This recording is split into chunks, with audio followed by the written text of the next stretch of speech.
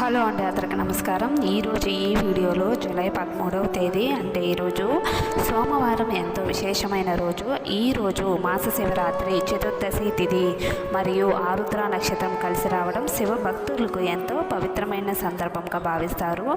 ఆరుద్ర నక్షత్రానికి పరమశివునికి ఎంతో ప్రీతికరమైన నక్షత్రంగా మన పురాణాలు చెబుతున్నాయి.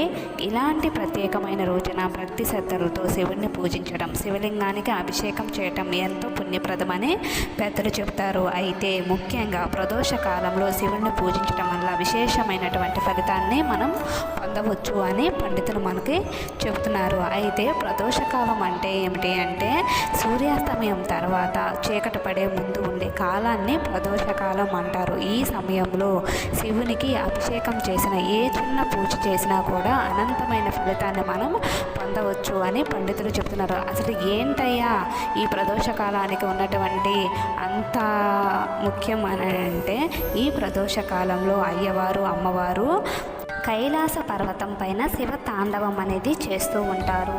ఈ శివ తాండవాన్ని చూడటానికి దేవతలందరూ కూడా ఈ కైలాస పర్వతం మీదకి చేరుకుంటారు.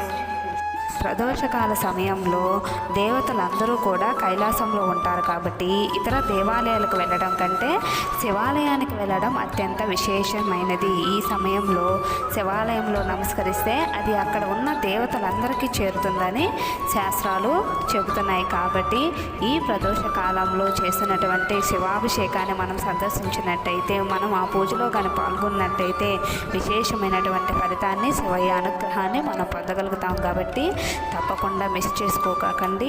మీకు కానీ ఈ వీడియో కానీ నచ్చినట్లయితే మన ఛానల్ లైక్ చేయండి, సబ్స్క్రైబ్ చేసుకోండి. ధన్యవాదములు.